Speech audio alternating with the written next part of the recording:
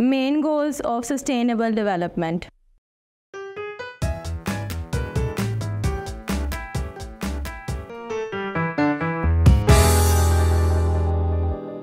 Assalamualaikum students, I welcome you all on the platform of Digital Academic provided by Moonlight International Publishers. आज students हम topic start करेंगे अपना जो है sustainable development का, कि उसके क्या गोल्स हैं, क्या मकासद हैं उसके, उनको आज हम डिटेल में डिस्कस करेंगे। सस्टेनेबल डेवलपमेंट एक्चुअली क्या है?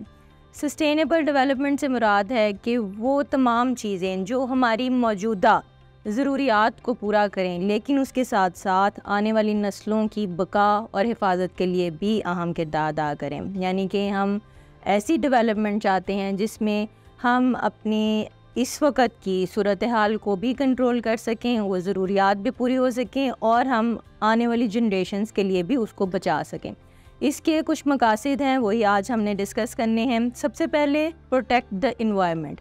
जिस माहौल में हम रह रहे हैं, जो इन्वायरमेंट हमारे इर्द गिर्द है, उसको महफूज करें। उसको महफूज करने का तरीका क्या है? फॉर एग्ज़ाम्पल सबसे पहले और सबसे इम्पॉर्टेंट चीज़ ये कि हम एनर्जी को सेव रखें, कंज़र्व रखें। वो हम किस सूरत में कर सकते हैं कि अगर हम एनर्जी पावर्स के लिए विंड और सोलर एनर्जी का इस्तेमाल शुरू कर दें, बजाय इसके कि हम फॉसल फ्यूल्स इस्तेमाल करें, कोल, ऑयल और गैस को कम से कम उसका इस्तेमाल करें और उसकी जगह हम विंड और सोलर एनर्जी इस्तेमाल करना शुरू कर दें। इससे हमें दो फ़वाइद होंगे। एक तो ये कि इन्वायरमेंट में पोल्यूशन कम से कम होगी और दूसरा ये कि हम रिसोर्सेज को महफूज रख सकेंगे, क्योंकि विंड और सोलर ऐसे हमारे पास रिसोर्सेज हैं जो रहती दुनिया तक कायम रहेंगे, उनको हम इस्तेमाल करते रहेंगे, वो ख़त्म नहीं होंगे, क्योंकि ये अल्लाह ताला के प्रोवाइड किए हुए हैं। नेक्स्ट चीज़ जो है वो है सोशल प्रोग्रेस। सोशली लोगों में जो माशरे की प्रोग्रेस है वो बहुत ज़्यादा ज़रूरी है। वो किस सेंस में कि हेल्थ केयर फैसिलिटीज़ जो हैं वो लोगों को प्रोवाइड की जाएं। इसके अलावा एजुकेशन के मौके ज़्यादा से ज़्यादा लोगों को दिए जाएं ताकि लोग एजुकेट हों, इस चीज़ को जानें और उसको बेहतर तौर पर इम्प्लीमेंट किया जा सके। इसके अलावा सैनिटेशन को बेहतर बनाया जा सकता है, पीने का साफ़ पानी लोगों को प्रोवाइड करना चाहिए और पॉवर्टी, गुर्बत का ख़ात्मा होना चाहिए। नंबर थर्ड जो मकसद है इसका वो ये है कि इकनॉमिकल ग्रोथ बहुत ज़रूरी है। मुल्क के लिए इकॉनमी बहुत ज़रूरी है, चलते रहने के लिए मुल्क के बहुत ज़रूरी है। तो इस सिलसिले में हम क्या कर सकते हैं कि जो sustainable for example agriculture practices अगर की जाती हैं तो उससे ना सिर्फ लोगों को मुलाजमत के मौके मिलेंगे, जॉब या एम्प्लॉयमेंट मिलेगी, बल्कि वो ग़ज़ाई ज़रूरियात जो टॉक्सिक जो पेस्टिसाइड्स वगैरह का इस्तेमाल हम कम करेंगे, उससे माहौल में आलूदगी कम होगी। इसके अलावा इस तरह हम ना सिर्फ सॉइल को महफूज कर लेंगे बल्कि पानी के रिसोर्सेज को भी कम से कम इस्तेमाल करके उनको लंबे अरसे तक चला सकेंगे।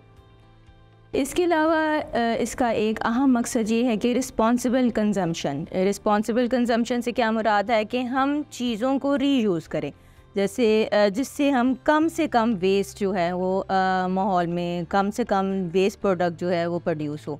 उसका हल क्या है? उसका तरीका क्या है कि हम रीयूजेबल बॉटल्स इस्तेमाल करना शुरू कर दें, बजाय ये कि हम प्लास्टिक बॉटल्स को इस्तेमाल करें। और ऐसी तमाम प्रोडक्ट्स जो रीयूज़ हो सकती हैं उनका इस्तेमाल ज़्यादा कर दें। इससे ना सिर्फ वेस्ट मटीरियल कम होगा बल्कि इन्वायरमेंट में पोल्यूशन जो है उसकी मिकदार भी कम हो जाएगी। इस सिलसिले में हमें रीयूज़ और रीसाइकिल की टेक्निक जो है वो अपनानी चाहिए, जिसको मैं पहले ही डिस्कस कर चुकी हूँ डिटेल में। इसके अलावा एक और मकसद इस सस्टेनेबल डेवलपमेंट का ये है कि इसमें क्लाइमेटिक एक्शन लिया जाए। क्लाइमेटिक एक्शन से क्या मुराद है कि फॉर एग्ज़ाम्पल हम पब्लिक ट्रांसपोर्ट का इस्तेमाल बहुत कम करते हैं। हमारे मुल्क में ये ट्रेंड है कि हम हर कोई प्राइवेट कन्वेंस यूज़ करता है। इस सिलसिले में हमें कोशिश ये करनी चाहिए कि हम पब्लिक ट्रांसपोर्ट का, बसेस वगैरह का इस्तेमाल करें। उससे फ़ायदा क्या होगा कि हर कोई जो अपनी अपनी कन्वेंस या व्हीकल इस्तेमाल कर रहा है उससे हवा में धुआं या पोल्यूशन ज़्यादा होगी, एयर पोल्यूशन इंक्रीज़ हो जाती है। अगर वही सारे लोग एक बस में एक जगह से दूसरी जगह जाएंगे तो इससे जो स्मोक है या पोल्यूशन, हवा की जो आलूदगी है वो कम हो जाएगी, उसको मिनिमाइज़ किया जा सकेगा।